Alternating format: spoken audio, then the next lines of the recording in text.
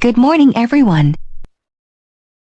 Good morning, teacher. Building and enhancing new literacies across the curriculum, globalization, and cultural and multicultural literacy. Objectives. At the end of this lesson, the presenters should be able to develop a clear and practical understanding of the following. Globalization and its implications can both national and individual, cultural and multicultural literacy in the Philippines, and one's personal level of cultural and multicultural literacy. Our first presenter is Miss Alj Garcia. So, ang napili namin topic ay tungkol sa globalization. What is globalization? It is the process of interaction and integration between people, business entities, governments, and cultures from other nations, driven by international trade and investment support by Information Technology, Levin Institute 2017. Globalization as a phenomenon is not new. So, ang napili namin ay globalisasyon. Isa ang globalisasyon sa may malawak na parte ng ating mundo. Una na dito ay ang pagkakaroon ng interaksyon at integrasyon sa pamamagitan ng bawat tao, mapanegosyo man ito, gobyerno o kultura mula pa sa ibang bansa, na pangunahing pinapatakbo ng pandaigdigang pamumuhunan. Isa pa, sa panahon ngayon, ito ay sinusuportahan na rin ng teknolohiya na alam nating lahat na may malaking ambag sa atin lalo na sa panahon ngayon. Halimbawa na lamang ay ang isang kumpanya sa Pilipinas ay maaaring makipag-transaksyon sa isa pang kumpanya sa ibang bansa para magbenta o bumili ng mga produkto habang gumagamit ng online platforms para makipag-communicate at makipag-coordinate. Ang globalisasyon ay nagdudulot ng mga oportunidad para sa mas malawak na merkado at palitan ng kaalaman, ngunit mayroon din itong mga hamon tulad ng mas mataas na kompetisyon at mga isyu tungkol sa mga kultura. So next is nations and cultures have been interacting and integrating with one another for millennia. So, sabi dito, ang mga bansa at kultura ay matagal nang nagkakaroon ng ugnayan at integrasyon sa isa't isa sa loob ng maraming milenyo. Mula pa noong sinaunang panahon, nagkaroon na ng mga pagkakataon kung saan ang iba't ibang mga komunidad ay nagkakapalitan ng mga ideya, kalakal, teknolohiya at iba pang aspeto ng kanilang kultura. Ang ganitong uri ng interaction ay naganap sa pamamagitan ng kalakalan, migrasyon at kahit pa sa mga digmaan. Sa paglipas ng panahon, lumalalim at lumalawak ang ugnayang ito na humahantong sa mas malaking pag-unlad at pagbabago sa iba't ibang bahagi ng mundo. Next is all about globalization is happening, its overall scope, and its effects on the lives of ordinary people. So, ang globalisasyon ay ang proseso ng mas malawak na interaksyon at integrasyon ng mga bansa, negosyo at kultura na nagdudulot ng iba't ibang epekto sa karaniwang tao. Halimbawa, dahil dito mas madaling makakakuha ng mga imported na produkto at mas maraming oportunidad para sa edukasyon at trabaho. Subalit may mga negatibong epekto rin ito, tulad ng pagkawala ng trabaho sa ilang sektor at pagbabago sa lokal na kultura dahil sa impluwensya ng mas malalaking pandaigdigang kultura. Importante ang tamang balanse at mga patakaran para masiguradong positibo ang epekto ng globalisasyon sa buhay ng tao. So, ang iba pang parte ng aming topic ay itatalakay ng ating kasunod na magpe-present, Jessica Labayo. There have some effects of globalization. So, what is the effects of globalization? The effects of globalization are multidimensional, as shown as earlier. They have ranged from economic to cultural on both national and individuals levels. So, based on year 2000, this is the summarize of effects of globalization. So, the first one effect of globalization is economic, political, and military dependence and interdependence between the nation. So, ito ay nagpapakita kung paano ang mga bansa ay nakatutulong at nakakaapekto sa isa't isa sa aspeto ng ekonomiya, politika, at militar. Like, halimbawa nito is ang pagtaas ng pandaigdigang kalakalan ay nagdudulot ng mas malaking interdependence sa pagitan ng mga bansa. So, ang next naman na effects ng globalization is expanded flow of individual people among the societies. Ito naman is, ito ay tumutukoy sa pagtaas ng migrasyon at paglipat ng mga tao mula sa iba't ibang bansa. Like, for example, halimbawa nito is maraming Pilipino ang mga nagtatrabaho sa ibang bansa upang maghanap ng mas better na trabaho or oportunidad na makahanap sila ng mas magandang trabaho para sa ikabubuti ng kanilang pamilya or para dun sila kukuha ng mga maipapadala nila sa kanilang pamilya sa pang-araw-araw. The third effects of globalizations, interdependence or expressive culture among nations. So, ano nga daw ba yung interdependence or expressive culture among nations? So, ito ay tumutukoy sa pagbabahagi at pagpapalitan ng wika, musika at sining sa buong mundo. Like, for example, is ang popularidad ng K-pop sa buong mundo ay nagpapakita kung paano ang kultura ng Korea ay nakakaapekto at nakakaugnay sa iba't ibang mga bansa. And the last one effects of globalization is expanded flow of instrumental around the world. So, ano nga ba yung expanded flow of instrumental around the world? So, ito yung tumutukoy sa mas malaking malaking pagpalipat ng teknolohiya, produkto at serbisyo sa pagitan ng mga bansa. Halimbawa nito is, ang paggamit ng social media at teknolohiya ay nagpapadali sa komunikasyon at transaksyon sa pagitan ng mga tao at negosyo sa buong mundo. In the context of the Philippines in the early 90s, globalization introduced a highlighted level of economic interdependence. So this is meant that foreign businesses could enter the country freely, which led to concerns about the local industries being or overshadowed. However, it is important to note that globalization also brought economic development to the society as a whole despite initial apprehensions. And I have one example, like pagpasok ng negosyo ng mga dayuhan na kung saan ang gagaling yung mga negosyo nila sa ibang bansa na naging cause din na maaari yung magdulot ng pag-anangat ng antas ng trabaho at kita para sa mamamayan, pati na rin sa pagdala ng mga bagong teknolohiya at pamamaraan ng pamamahala. So, that is my number one example about economic independence or interdependence. The next topic will be discussed by Ms. Nicole Espina. Kempter 2001 notes that foreign capital dependence increases income inequality in four ways. So first is, it creates a small, highly paid class of elites to manage these investments to create many but usually low-paid jobs. So, dito po ay kapag ang ilang mga pamumuhunan ay ginawa, madalas itong humahantong sa paglikha ng isang maliit na grupo ng mga individual na may mataas na bayad na namamahala sa mga pamumuhunan. Pero ang mga pamumuhunang ito ay karaniwang nagre-resulta sa paglikha ng maraming trabaho na nagbabayad ng medyo mababang sahod. Tinatampok nito ang pagkakaiba sa pamamahagi ng kita at mga oportunidad sa trabaho na maaaring magmula sa ilang uri ng pamumuhunan. Second is profits from this investment are pre-traded rather than invested in the host country, therefore inhibiting domestic capital formation. So, dito ang pagnanais ng kita mula sa mga investment na ito ay ipinapadala pabalik sa bansang pinanggalingan kaysa inuunlad sa bansang tinutuluyan. Kaya't humahad lang ito sa pagbuo ng lokal na kapital.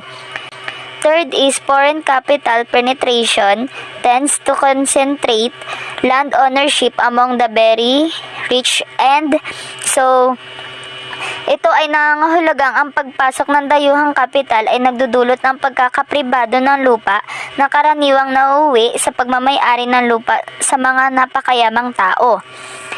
Fourth is host countries tend to create political and economic climates favorable to foreign capital that in turn limit domestic labor's ability to obtain better wage. And simple words, the rich become richer and poor become poorer. So, dito ay nangangahulugang kapag ang isang bansa ay tumatanggap ng mga dayuhang negosyante, karaniwan ay gumagawa sila ng mga patakaran na nakakatulong sa mga dayuhan na kumita ng mas malaking pera. Ngunit ang mga patakaran na ito ay maaaring gawing mahirap para sa mga lokal na manggagawa na kumikita ng mas mataas na sweldo. Kaya sa huli, para itong nangyayari na ang mayayaman ay lalong yumayaman, habang ang mga mahihirap ay nananatiling mahirap. Hot 1980 observes that international dependence, another word for globalization, tends to suppress adult wage, which in turn perpetuates the rule of children as economic necessities. The familiar saying, kapag maraming anak, maraming katulong sa hanap buhay, leading to exclusive population growth. So, sinasabi ni Hot na ang pandaigdigang dependensya ay kadalasan nagpapababa ng sahod ng mga matatanda. Dahil dito, mas nagiging kailangan ng tulong ng mga bata sa pamilya para sa kita. Kaya't mas tumataas ang population. Tulad ng kasabihang, kapag maraming anak, maraming katulong sa hanap buhay. Ito ay maaaring magresulta sa lumalalang kahirapan at hindi pantay na pag-unlad. So, ang kasunod ko pong magdidiscuss ay si Michael James Montero. Political and military dependence and interdependence. So, choose this. Ayan. Also, nakikita natin yung picture. So, a survey conducted in late 2018 found that 3 in 5 Filipinos believed that the United States would intervene on behalf of the country in case of war by July 2018. Despite the current very conservative stance of the U.S. and its foreign policies, this can be taken as evidence of the Philippines' dependence on both the political and military power of the U.S. in order to maintain its sovereignty as a nation-state in Southeast Asia region. And similar things can be said of Russia and the many communist nations throughout the world. Ayan. So yung pakikipagkaibigan natin ng ating bansa do sa other country is have a good effects also in globalization and of course in our country. Diba? So yung ano ba yun? Plano ba yun na pandigma? Galing sa ibang bansa. So that is another what do you call that? Benefit of having good harmonious relationship with other countries. So expanded flow of expressive and instrumental cultures. Yan, pag-usapan na natin to guys. The expressive culture, as the term suggests, deals with how a particular culture expresses itself in its language, music, arts, and the like. So yeah, sabi ko nga, so sino ba yung mga mahilig sa K-pop? Or sa barangay niyo ba, sa malita barangay niyo ba ay, tawag nito? Nakakapakinig ka ba ng K-pop? So globalization encourages the monetization of these cultural artifacts and their import or export among participating cultures. The increased consumption of which changes the consuming culture. And case in point, K-pop music in culture was relatively niche occupation 10 years ago. Pero ngayon talagang siya, maraming Korean ang talagang doing yung mga Korean, yung tawag doon? Yung mga group, ayan, mga BTS. So yun. But before, iniisip lang nila yun na magiging, magiging maganda maging, kitaan ha. So ngayon, yun na talaga, ginagawa na nila. And let alone, actual fans, today it is practically ubiquitous in Philippine society. Anywhere, makikita and papansin natin that there is an effect of the globalization and there is Korean culture or pananamit or anong tawag nito, yung the way maglakad din yung mga kabataan, yung buhok nila, yeah. And kasi din alongside the consumption of all things from Korean, yun nga, sabi ko sa skincare products and instant noodles are one of the effects of so-called globalization. So yung mahilig sa ramen, yeah. Di ba? Sino din mga mahilig sa ramen? So the next of effects of globalizations discussed by Miss Maria Rose Christine Sagitt. Instrumental culture refers to common models of social order by Mir 2000. That is, models or ways of thinking about the national identity, nation-state policies, both domestic and foreign, socio-economic development, human rights, education, and social progress. Which is, ang tinutukoy ng instrumental culture is aiming for the progress of the country. So, with them to have a socio-economic development and sustainable development, which is layunin din siya ng nanunungkulan sa ating bansa. For an example na lang dito ay yung Philippine educational system natin na K-12, which is ginaya siya sa American educational system. Maging naman sa iba pang bansa ay meron na rin ito, and it is also being selected to European countries who lead them to become the global leaders in the field. Malaking tulong rin na isinatupad itong K-12 bilang paghahanda na rin sa pagtungtong ng college. Pero hindi rin natin may iwasan na meron pa rin iba na nagsasabi na dahil sa pinatupad ito, mas pinahirapan nila yung pag-aaral ng estudyante dahil syempre kapag mag-graduate pa ng grade 10, kailangan mo pang pumunta sa K-12 bago ka tumutong sa college. Kaya sinasabi nila na parang mas lalong pinahirapan ng estudyante. Pero ang hindi nila alam, kapag may K-12, which is parang tumataas na rin yung antas ng edukasyon natin dito sa Pilipinas. Lalo na kunwari, we are planning to take an engineering course. E di, kapag nag-STEM tayo, hindi na tayo masyadong mahihirapan at madali na rin makakapag-adjust dahil nga sa tumungtong tayo ng K-12. Which is, meron kasi ibang mga subjecto na dinaanan na natin kaya hindi na tayo ganun kamahihirapan. Expanded flow of people among societies. The Philippine Statistical Authority, or also known as PSA, estimates that there were 2.3 million overseas Filipino workers or OFWs during the period of April to September 2017 who were responsible for up to 205.2 billion pesos in remittances by Philippine Statistical Authority 2018. And also, May 2000 observes 3 reasons of this. The first one is socioeconomic migration, political expulsion, and travel or tourism. Sabi dito na mas dumami pa ang bilang ng OFW na umabot na sa 2.3 million noong April to September 2017. At base pa sa naging obserbasyon ni Mayer ay ang nagiging dahilan ng pag-increase ng OFW ng bilang ng mga OFW ay ang kahirapan. Na dahil sa kahirapan ay napipilitan silang iwan ang mga mahal nila sa buhay at magpasyang lumabas ng bansa upang makapagtrabaho. Dahil kung ikukumpara ang value ng pera natin ay meron pa ring bansa na mas mataas ang value ng pera nila dahil sa bansa natin. Lalo na ang value ng pera sa Amerika.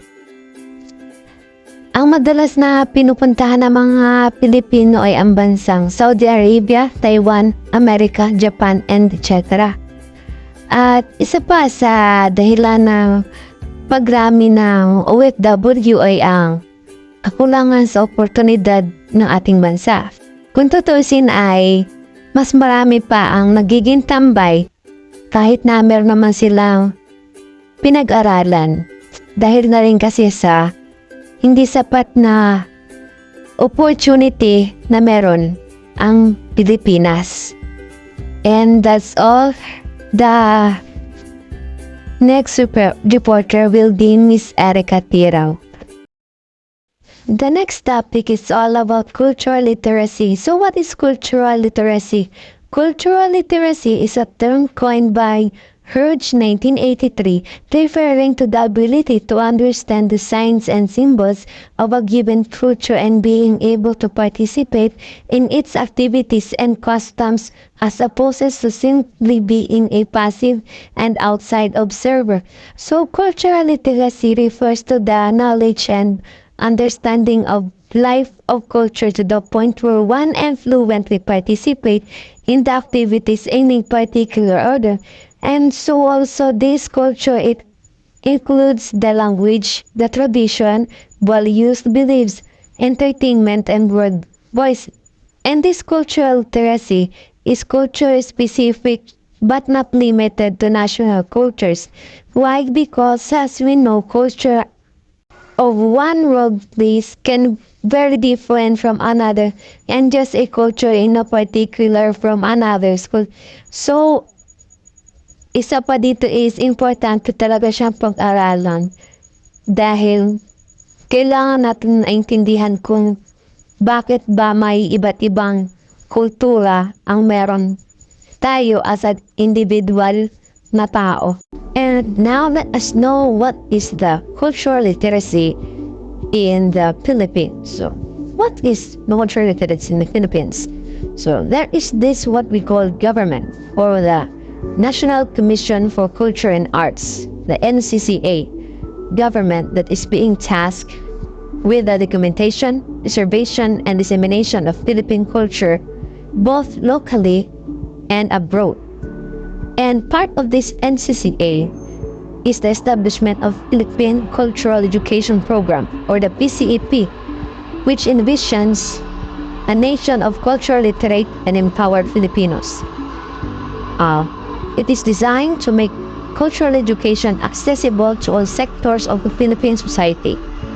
And the PCEP held these national consultative meetings, conferences, workshop, art and camps, and festival on culture-based teaching and good governance from 2003 to 2007. And as a result of Republic Act 10066 on 2010, the PCEP has been designated as the body together with the DepEd or the Department of Education to formulate the cultural heritage education programs both for local and overseas Filipinos that are to be an integral part of the Philippine education in all its aspects.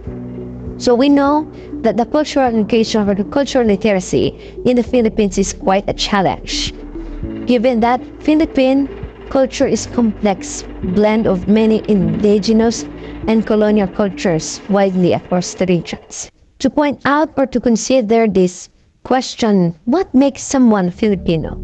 I know that for some average reader this is hard. And that's why for De Leon 2011 coins that Filipinos tend to look at their culture and themselves through Western lenses as Doña Victoriana syndrome, that we are being inferior and we have low self-esteem. And you know that this low self-esteem of Filipinos resulted in 4 different things. The first one is that we have doubt in the Filipino capacity for achievement. We doubt for ourselves to what we can achieve. Number 2, we belittling ourselves. We belittle ourselves. Number 3, we have lack of respect and outright contempt to one another.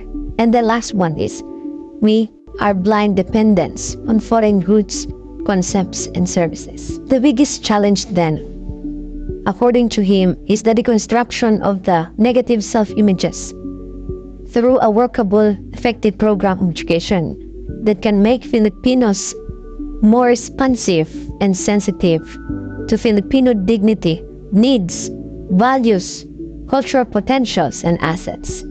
For De Leon, it is in excellence in the arts via an expression that is truly Filipino, that can form the 4 of national unity. The next presenter is Miss Lisa Caropito. Hello everyone. So now we will discuss about the challenges for cultural literacy in the Philippines. As a plebe, 1987 observes interesting discussion on cultural literacy give rise to some very difficult questions which are particularly important to a multicultural and multilingual nation like the Philippines. So first, what kinds of knowledge constitute cultural literacy? It is knowing facts, names, and dates? Or is it something more experiential like being familiar with a story or a particular song? So, ano ba yung dapat talagang focus ng Pilipinas when it comes to cultural literacy? Malaman lang ba yung mga taong sikat sa ganitong probinsya o sa ganitong lugar?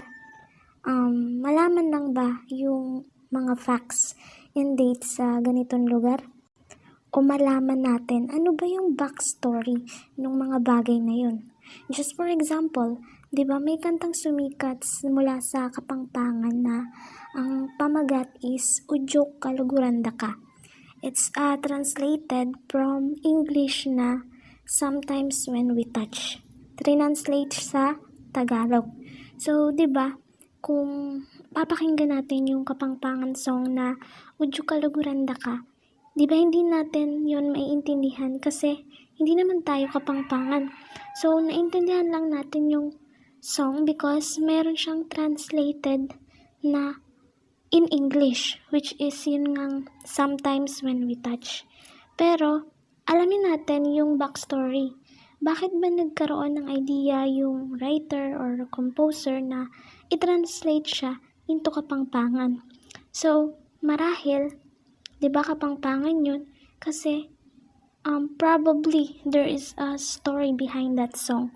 So, meaning to say, dapat bilang tagapakinig ng mga kanta, especially if it is a cultural song, dapat alamin din natin yung pinakang meaning, ano ba yung purpose ng song, ano bang, para saan ba yun, anong kwento, anong message, and bakit ginawa yun ng composer or writer, ano yung idea niya about that song. Kasi, there are a possibility na meron yung message, and once na malaman natin yun, ma-appreciate natin, malalaman natin na, yun pala yung message nun. Yun pala yung reason kaya ginawa yun ng composer. So, because of pag alam natin ng background of that song, ma-i-enlighten tayo. So, madadagdagan yung knowledge natin and it will very helpful kasi magkakaroon tayo ng respeto and maunawaan natin yung pagkakaiba ng kultura na meron tayo sa kultura ng meron ang ibang lugar. We have culture is more than caught than taught. Should cultural literacy be one of the goals of education? If yes, how does one teach it?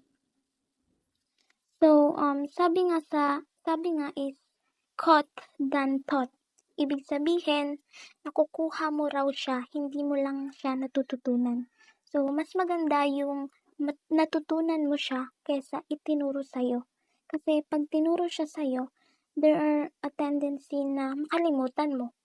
Makalimutan mo yung tinuro ng tao or ng ibang tao sa'yo. So, pag self-learning yung ginawa mo or experiential learning, hindi mo siya malilimutan kasi nga you learn it by yourself. So, walang tulong mula sa ibang tao.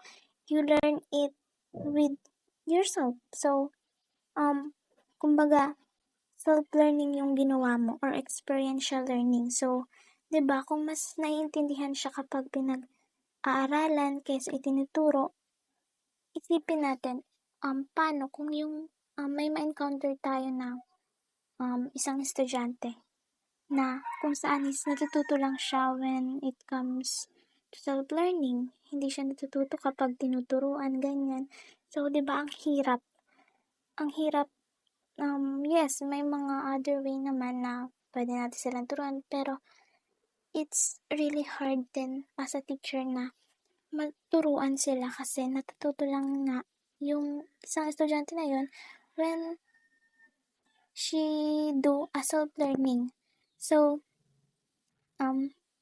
sinasabi dito na isa yun sa mga challenges when it comes to cultural literacy here in the Philippines. Yung may mga tao na natututo lang na sa isang bagay kapag self-learning or experiential learning yung gagawin nila.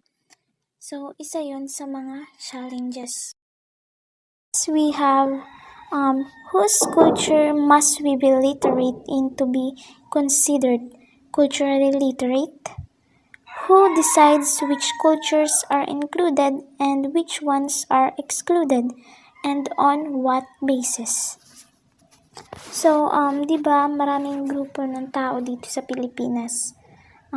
Bakit ba natin pinag-aaralan ang mga Bicolano, ang mga Ilocano, ang mga Waray, pero ang mga Hiligaynon, yung mga mas konting grupo ng tao, yung mga Tausug, Maranao, hindi natin sila pinag-aaralan. Kasi, sino ba yung nagde-decide? Na kanino ba yung decisions kapag magde-decide kung ano yung gustong pag-aralan? So, meaning to say, isa sa mga challenges when it comes to cultural literacy is yung pagde-decide nating mga tao. Mas binibigyan natin ng pansin yung mga mas maraming grupo or yung mas kilalang grupo than yung mga konting grupo, maliliit, ganyan, nalaleft behind na sila and nawawala na sa focus natin or isama dun sa mga list na gusto natin pag-aralan. So, yun, isa yun sa mga challenges na kinakaharap when it comes to cultural literacy. Yung pagpili kung alin yung mas gusto natin, yung kilala, ganyan. Then, nakakalimutan na nating pag-aralan and nalilimutan na rin natin na meron pa palang ibang culture dito sa Pilipinas na dapat is pag-aralan rin natin para magkaroon tayo ng knowledge and ma-appreciate natin yung culture na meron, yung ibang culture sa kultura na meron tayo. Next is cultural literacy education simply a means for the dominant culture to express its dominance over minority cultures? So, when it comes to education, kapag nagtuturo ng mga culture, ang mga pinag-aaralan lang natin is yung mga dominant culture such as Bisaya, Muslim, Tagalog, the rest nalileft behind na sila. So, meaning to say, hindi lahat ng culture is naiituro during education or during in teaching, 'di ba? Usually yung mga common dominant culture lang yung naiituro sa student and the rest wala na. So, katulad ko, I experienced din na hindi ko naman alam lahat. Yes, aminado ako sa sarili ko na hindi ko alam lahat ng mga cultures na meron dito sa Philippines. Ang alam ko lang is usually mga dominant cultures like Bisaya, Muslim, Tagalog, then yung the rest, wala na. Kasi hindi lahat naman is natuturo sa education. So, isa rin yun sa mga challenges when it comes to cultural literacy. Yung kakulangan din sa knowledge in a different culture na meron tayo dito sa Philippines. That's why may mga tao na hindi gaanong aware and knowledgeable enough when it comes to culture. meron ng mga tao na hindi nila alam, ay, may kultura palang ganun pala yung kultura na meron dun sa lugar na yun. So, parang hindi sila aware because hindi na ituro or napag-aralan. So, hindi naman natin masisisi na ang education when it comes to that way of teaching. Kasi nga, hindi naman talaga halos lahat is maiituro mo sa mga estudyante. So, isa yon sa mga challenges when it comes to cultural literacy. Yung mga mas napagtutunan lang natin ng pansin na pag-aralan is yung mga dominant culture like yung mga Bisaya, Muslim, Tagalog, then yung the rest na left behind na. Then next we have the how is cultural literacy to be addressed and evaluated? How can we know someone is culturally literate? So, paano nga ba natin masasabing natuto na siya? So, ano yung mga assessment na gagawin natin or gagamitin? Natuto ba siya pag alam na niya yung mga basics? O natuto na siya kapag kaya na niyang makipag-socialize o makipag-jamming sa ibang tao? So, kumbaga parang hindi na siya magiging outsider. Hindi na niya mararamdaman yung outsider feeling na sa kultura na yun. So, ano yung paano yung mga assessment? So, kung sasagutin ko itong question na to, masasabi natin natuto na ang isang tao or sabihin natin yung bata, natuto na yung bata sa isang culture kapag siya is nakipag-socialize na or nakipag-jamming na sa ibang tao. So, bakit?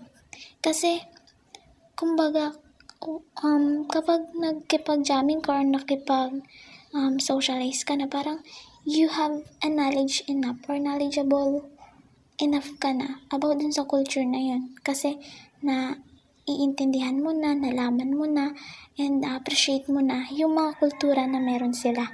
So, kumbaga, in short, tanggap mo kung ano yung kultura na meron sila. And you respect it.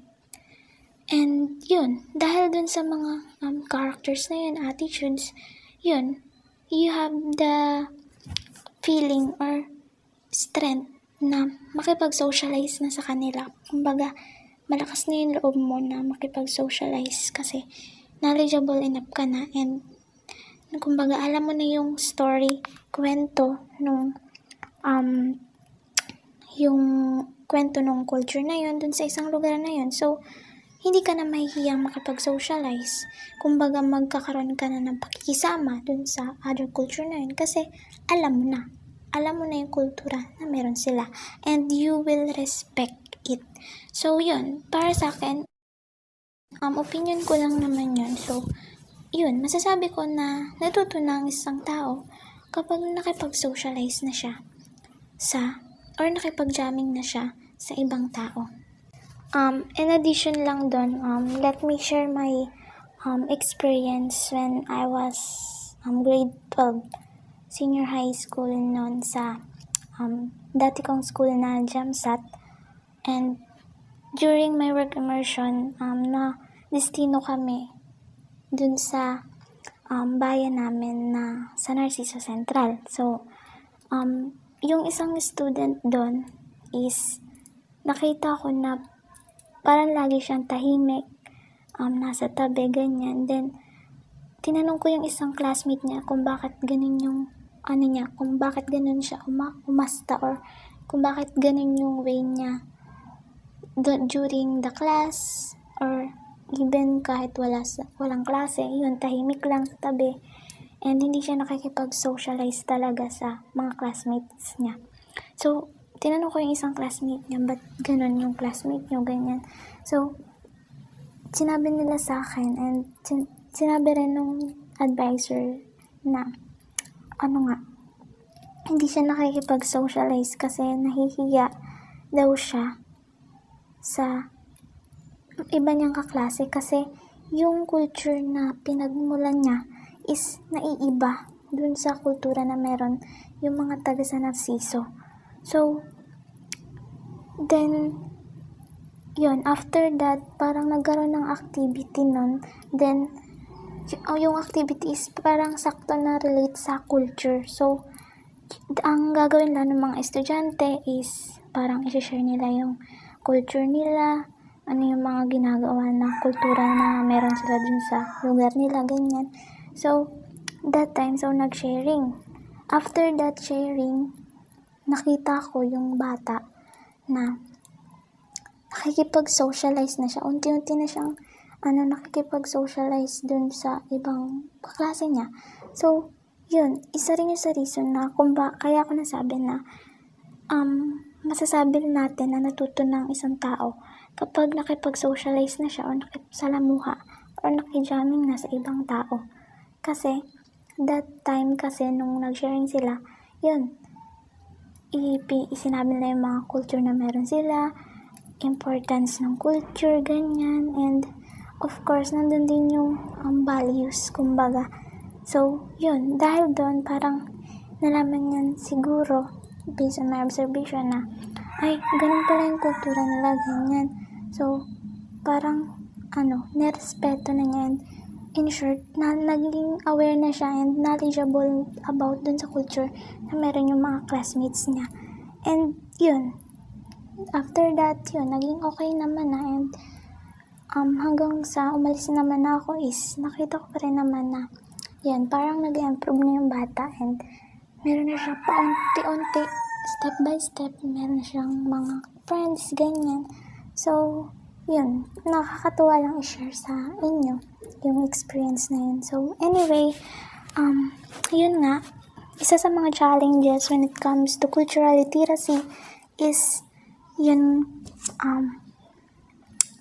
yung 5 na yun. So, katulad ng mga nabanggit ko kanina. So, that's it. So, that's what we tackled is challenges for cultural literacy in the Philippines. So, next, we will discuss about the examples of manner of being multicultural literate. So, ano ba yung mga manner para masabing multicultural literate na tayo? Una is be selfless.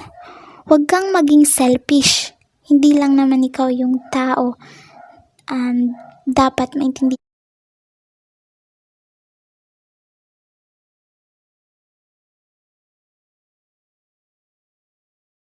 mo na hindi porket ito yung kultura mo is magiging superior ka na. So, meaning to say is dapat alam mo rin yung other culture. Kasi hindi lang naman yung culture na meron ka, yung meron dito sa Pilipinas. Dapat you have the character or attitude na pagtanggap or i-appreciate mo rin yung ibang culture na meron tayo dito sa Philippines. Kasi once na may ganun kang pananaw or attitude sa buhay, there are a large possibility na magkaroon ng peace between each culture. So, lagi tayong maging selfless. Huwag tayong maging paghari-harian ganyan na porket may culture kang ganun, yun na yung papaniwala mo and wala ka nang pakialam sa iba. Basta, kumbaga, inisip mo lang yung sarili mo, ganyan. Huwag tayong maging ganun kasi there are a possibility na yun yung maging way ng hidwaan between the other group or between the other culture. So, as an individual na nakatira dito sa Pilipinas or sa buong mundo, kumbaga, maging selfless tayo. Dapat hindi yun mawala sa sarili natin to make our world better. So, yun. Be selfless lang lagi. And huwag tayong maging makasarili. Dapat unawain din natin and i-appreciate and mahalin din natin yung other culture na meron dito sa Pilipinas or sa buong mundo. Next, we have know that good and useful things can and do come from those different from us. So usually, ang ibig sabihin nito, hindi lang dapat tayo nakaasa dun sa mga taong nasa paligid natin. Dahil matututo din naman tayo sa mga tao na wala sa paligid natin. So, meaning to say, dapat hindi tayo laging nakaasa sa mga tao nasa paligid natin. So, when we say mga tao nasa paligid natin, like yung family natin, friends, is dapat huwag tayo laging asa sa kanila or umasa kasi hindi naman habang buhay na nandyan sila, diba? So, as an individual, dapat matuto tayo na tuklasin pa yung ibang bagay and hindi naman tayo mawawala or hindi tayo matututo kapag wala sila sa tabi natin. Kasi sa pagtuklas natin dun sa way na yun na pinili natin, may mga tao tayong na hindi natin kilala na sila naman yung magtuturo sa atin ng bagong pagkatuto, bagong knowledge, bagong experience na magagamit natin. And yung experience na yun and knowledge about that something is yun yung huhulma sa pagkatao natin habang tinatahak natin yung landas natin na yun. So, in short, huwag tayong laging aasa sa mga taong nasa paligid natin dahil meron pa ring mga tao na hindi natin kilala at hindi natin alam na sila pala yung makakatulong at may makukuha tayong kaalaman mula sa kanila. Next is be willing to compromise. So, ano bang ibig sabihin when it comes to willing to compromise? So, ibig sabihin, pag alam mong para sa'yo, tama yun, pero para sa kanya, mali yun. Meet kayo sa gitna. Kumbaga, mag-meet kayo sa gitna kung paano nyo pagtatagpuin yung pagkakaiba nyo ng prinsipyo.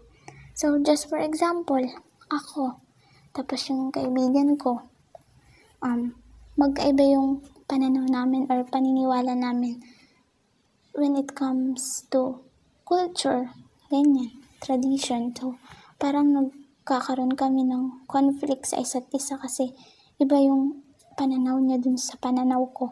So, para magkaroon ng peace between of us is pagtagpuin namin yung prinsipyo namin as one. So, kumbaga, may mag-uunawa, ganyan, and irerespeto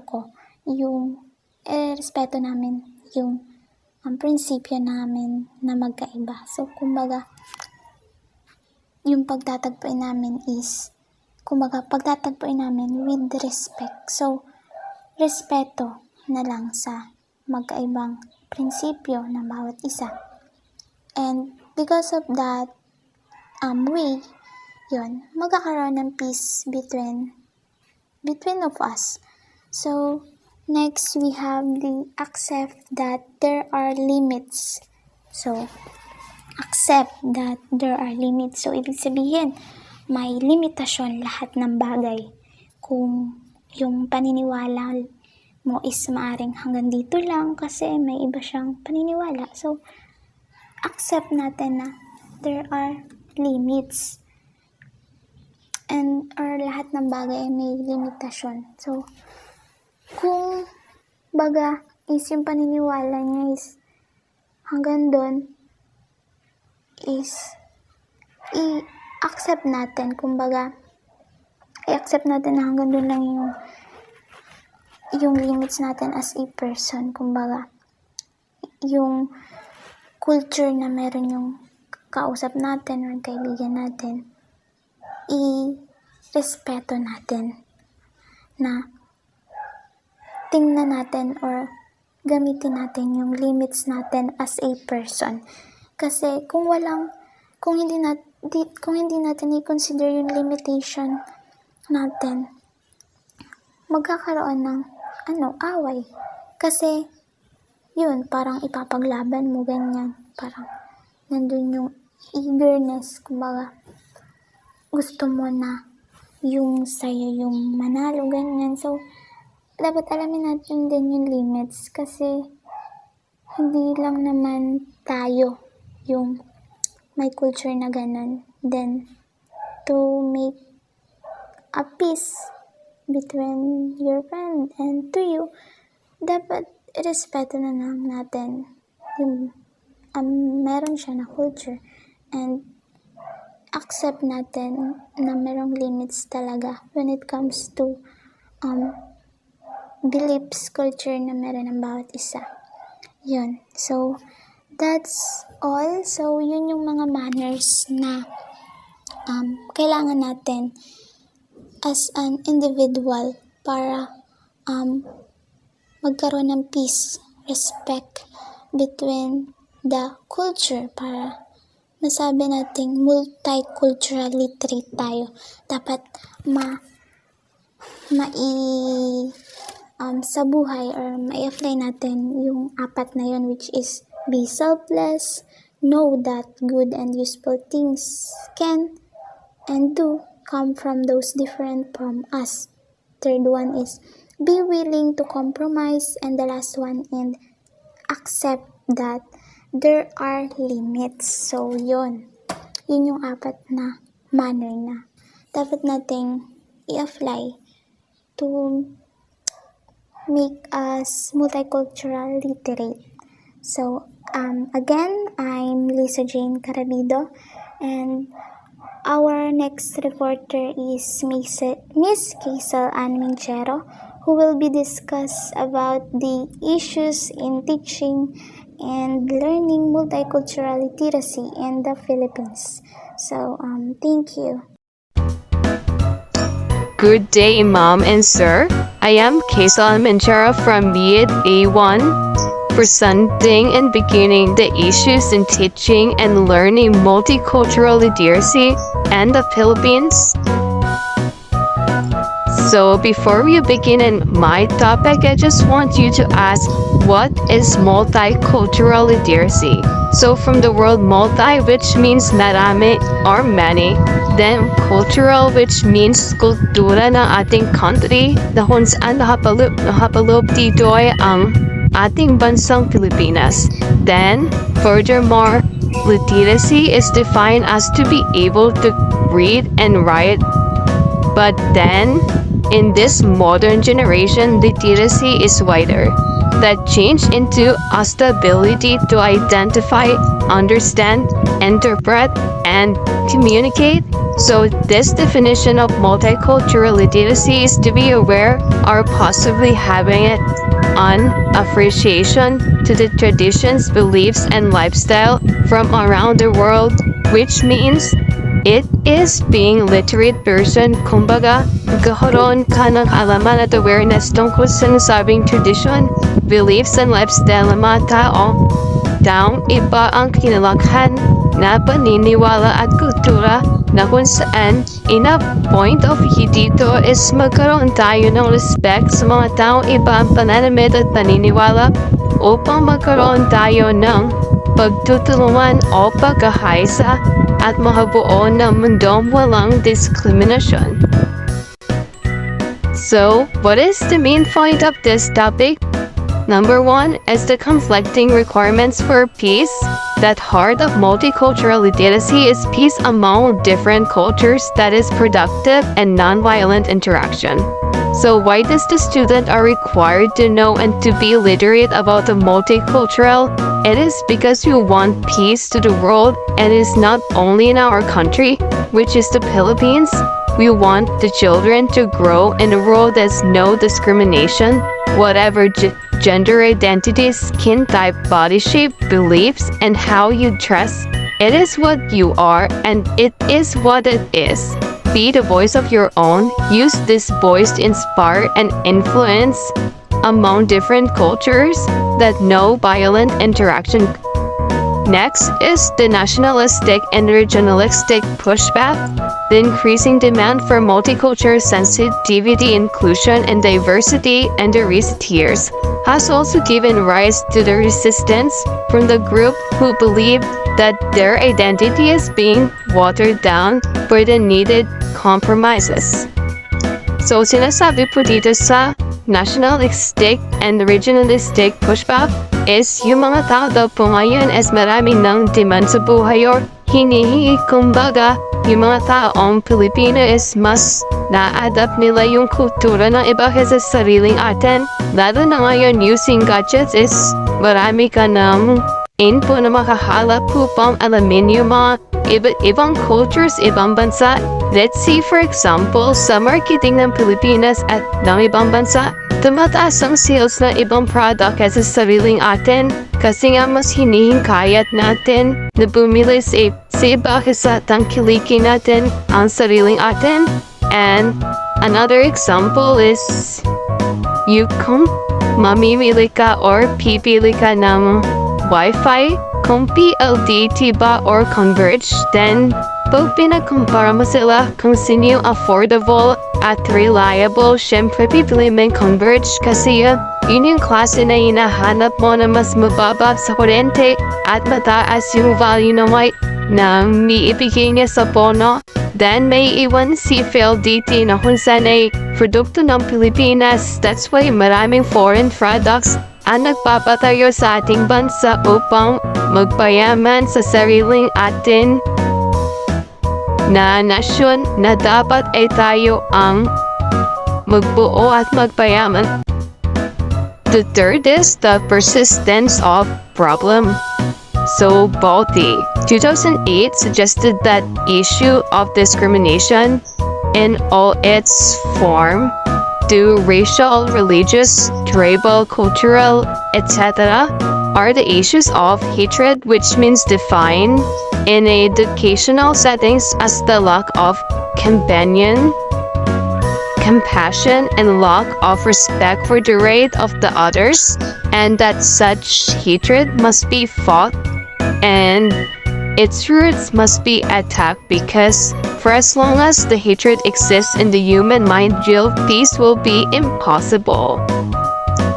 So sinasabi po dito ni Balti, as long as yung mga tao ay nagkakaroon ng hatred sa mga beliefs, racial, religious, or cultural, etc., real peace will be impossible. So para po sa akin as future educator, I will spread awareness to the student to avoid hatred from some culture. So paano at bakit? Kasi upang maiwasan yung mga ganong sitwasyon, kailangan nating tanggapin at magpakumbaba sa mga taong iba't ibang kultura at paniniwala. Kumbaga, as long as wala tayo nasasabing masama or action na nagagawa, walang hatred na mabubuo sa mga tao. At lalaki ang mga bata na ma-avoid nila yung mga ganong sitwasyon. So sabi din po sa Bible, kapag binato ka ng bato, batuhin mo naman ng tinapay. Kasi yung mga sinful thoughts at action natin na nag-lead yun as a good way to influence the youth and to inspire others upang maging mabuting halimbawa sa iba, lalong-lalo na sa mga bata na no hatred can step in and grow faster. So in that way, real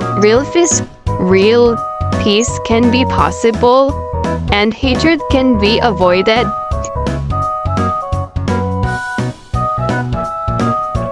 So the last is the question of love. Another issue in teaching and learning multicultural literacy is the better posited as a question, why should I treat people of another culture with respect? It is because we promote peace, and with peace, we are increasing the value of any different cultures to provoke the existence of hatred and discriminations. Ang pagkakaroon ng high moral respect sa ibang kultura ay tanda na multicultural literate ka at aware ka sa mga dapat mong gawin in order to promote equality among different people. Para sa akin, ang pagbibigyang pansin at respeto sa ibang kultura ay tanda ng dignidad ay napakahalaga sa isang tao sapagkat humuhubog ito sa ating dignidad bilang isang tao. Ang pagkakaroon ng interaksyon sa iba ay isang paraan ng pagkakaroon ng halaman sa kanilang istorya at kultura o paniniwala dahil ang naglili dito sa atin upang mahabo ng isang pagkakaibigan o pagkakaisa, so we grow in a world that no negativity can grow, only to value and respect others. So here are some tips to respect other cultures. First is self-awareness. Educate yourself, expand your knowledge and culture awareness. Engage. While you may tend to gravitate to people who share your culture, don't stereotype. Appreciate the differences of cultures.